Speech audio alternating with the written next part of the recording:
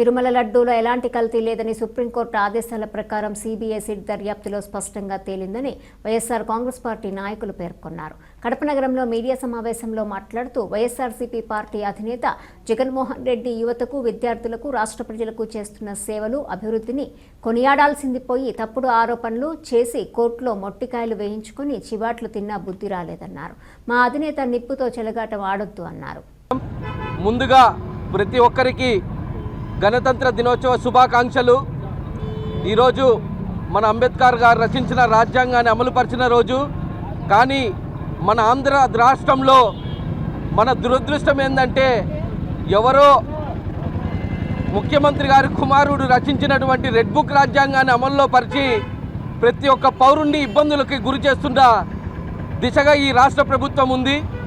ముఖ్యంగా ఈ press meet పెట్టడానికి కారణం ఏమిటంటే ప్రఖ్యాతిగాంచిన తిరుమల కొండ యొక్క ప్రసాదం సంబంధించిన లడ్డూ గురించి ముఖ్యమంత్రి గారు కానీ, ఉప ముఖ్యమంత్రి గారు కానీ కులమతాలలో చిచ్చు పెట్టే విధంగా లడ్డూలో పంది మాంసం, ఎద్దు మాంసం, ఇంకా వివిధ రకాల నూనెను కలిపి ప్రసాదాన్ని కలుషితం చేశారని మా వైఎస్ఆర్సీపీ పార్టీ పైన, మా జగన్మోహన్ రెడ్డి గారి పైన అనేకమైన మాటలు అనడం జరిగింది.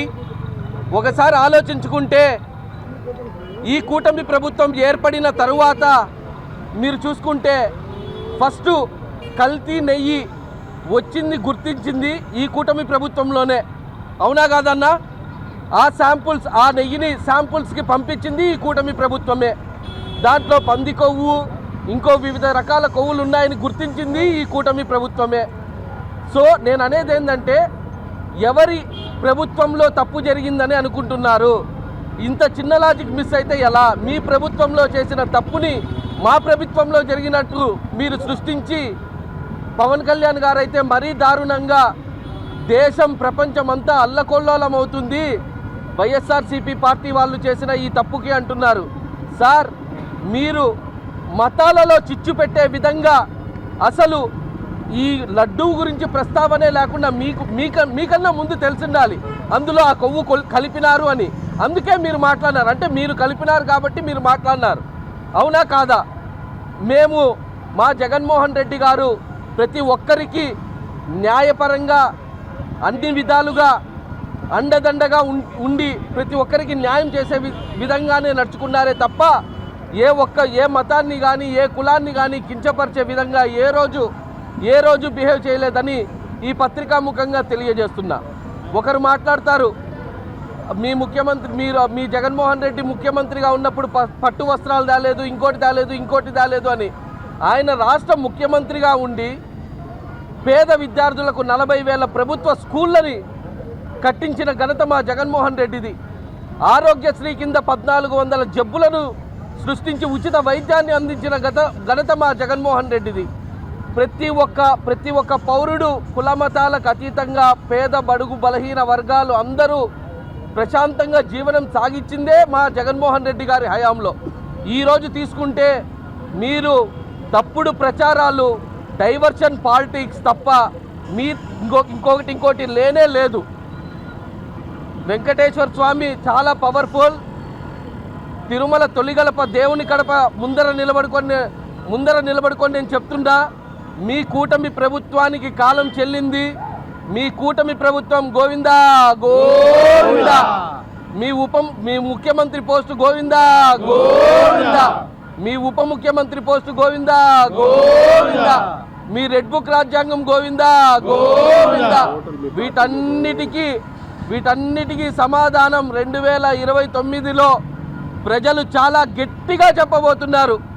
చాలా గట్టిగా చెప్పి మీ పార్టీని అన్నింటినీ గోవిందా గోవిందా గుర్తుపెట్టుకోండి. Thank you. ఓం నమో వెంకటేశాయ. అందరికీ 77వ గణతంత్ర దినోత్సవ శుభాకాంక్షలు తెలియజేసుకుంటూ, కలియుగ వైకుంఠంగా భావించే తిరుమలకి గడపగా భావించే దేవుని గడప రోజు ఈరోజు మనం ఈ కార్యక్రమం జరుపుకోవడం కారణం ఏమంటే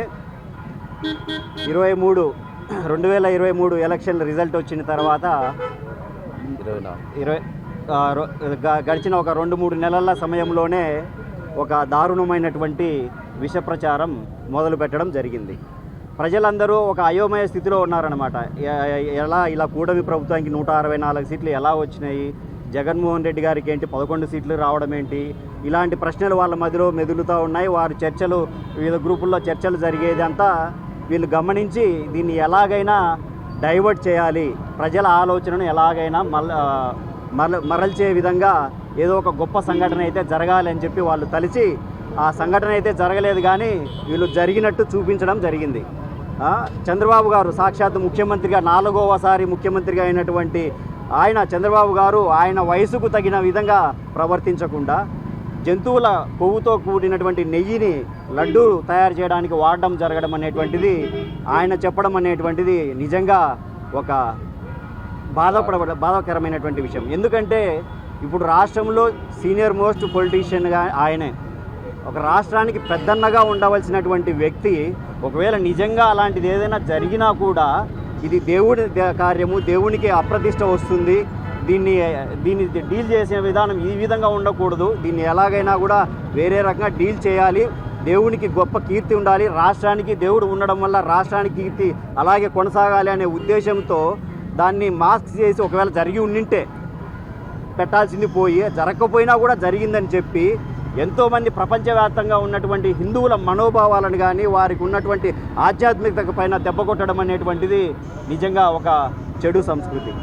దానికి తోడు ఇంకా పవన్ కళ్యాణ్ గారు, ఉప ముఖ్యమంత్రి పవన్ కళ్యాణ్ గారు, ఆయన నేనేం తక్కువ తిన్నానని ఇంకొక 2 అడుగులు ముందుకేసి ఇందులో బీఫ్ కలిసింది, పిగ్ ఫ్యాట్ కలిసింది, ఫిష్ ఆయిల్ కలిసింది అని చెప్పి ఇంకొక 2 అడుగులు ముందుకేసి సనాతన ధర్మాన్ని ఏదో ఈయన సంచిలో వేసుకొని సంకలో పెట్టుకొని తిరుగుతూ ఉన్నట్టు కాషాయ వస్త్రాలు వేసుకొని పుడిమెట్లు కింద నుంచి పైకి అడిగే ఆచారాన్ని ఈయనే మొదలుపెట్టారు. ఇంతవరకు ఎక్కడా జరగలే.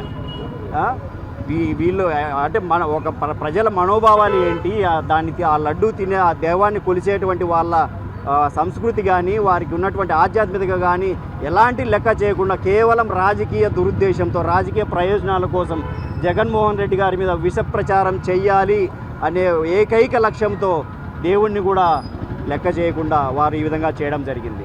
అదేవిధంగా సుప్రీంకోర్టు ఆధ్వర్యంలో, సిబిఐ ఆధ్వర్యంలో ఒక సిట్ ఏర్పాటు చేసి ఆ సిట్ దాదాపు 1.5 సంవత్సరం అన్ని రికార్డులు పరిశీలించి ఎవరెవరైతే సప్లై చేశారో డైరీల నుంచి వాళ్ళన్నింటినీ వాళ్ళ ద్వారా విచారణ చేసి ఫైనల్గా ఈరోజు 2 రోజుల కిందట ఇచ్చిన సిట్ ఛార్జ్ షీట్లో ఎలాంటి జంతువుల కొవ్వు కలవలేదు, అందులో జంతువుల కొవ్వు అవశేషాలు కానీ ఎలాంటివి లేవు అని చెప్పి ఈరోజు రిపోర్ట్ ఇవ్వడం జరిగింది. ఇప్పుడు వారు చేసిన దానికి కనీసం వారికి చిత్తశుద్ధి ఉంటే వారు క్షమాపణైనా చెప్పాలి. గత 2 రోజులుగా వాళ్ళకి టైం కూడా ఇచ్చాం, ఏమైనా క్షమాపణ చెప్తారు, వారు చేసిన దాన్ని వారు సరి చేసుకుంటారనే ఉద్దేశంతో 2 రోజులు టైం ఇచ్చాం. అయినా కూడా వారు ఎలాంటి స్పందన లేదు. ఇప్పుడు ఈరోజు మేము ఎందుకంటే మా పార్టీ తరఫున ఈరోజు ఈ శాప విముక్తి దీక్ష, శాప విముక్తి అంటే ఆయన ఇంత గొప్ప తప్పు చేసిన ఇంత దారుణమైనటువంటి అసత్యానికి, ఆయన దేవ ఆగ్రహానికి గురి కాకుండా ఈ రాజకీయ చర్మాంక జీవితంలో ఆయన జీవితం సమగ్రంగా జరగాలని చెప్పి మా పార్టీ తరఫున వారికి ఈ విముక్తి దీక్ష చేయడం జరిగింది. అంటే మీకు కూడా డౌట్ రావచ్చు, మీరెవరు, వాళ్ళ పార్టీ వాళ్ళు చేసుకోవచ్చు కదా, మీకేం పట్టింది అని. మా పార్టీ అభిమతం, మా పార్టీ కులమతాలకు అతీతంగా సుపరిపాలన అందించడం, పార్టీలకు అతీతంగా సంక్షేమ అభివృద్ధి ఫలాలు అందించడం, అది మా పార్టీ ధ్యేయం. శత్రువుకు సైతం మేము వారిని ఆతిథ్యం ఇచ్చి వారిని సాగనంపే మా నైపుణ్యం మాది. అంటే మా పార్టీకి ఎవరికి హాని జరగాలనేటువంటి మనస్భావం మా పార్టీ నాయకుడికి లేదు, మా పార్టీకి లేదు. అందుకనే శత్రువైనా సరే ఆయన ఆరోగ్యంగా ఉండాలి, ఆయన దేవుడు ఆగ్రహానికి గురి కాకుండా దేవుడు క్షమించాలి అని చెప్పి ఈరోజు దేవుని దర్శించి దేవుని కోరుకోవడం జరిగింది. ఇంకా పవన్ కళ్యాణ్ గారు అంటారా, ఆయన ఇంకా రియల్ లైఫ్ నుంచి బయటకు వచ్చినట్లేడు. ఇప్పుడు ప్రస్తుతానికి ఆయన రియల్ లైఫ్లో ఉన్నాడు.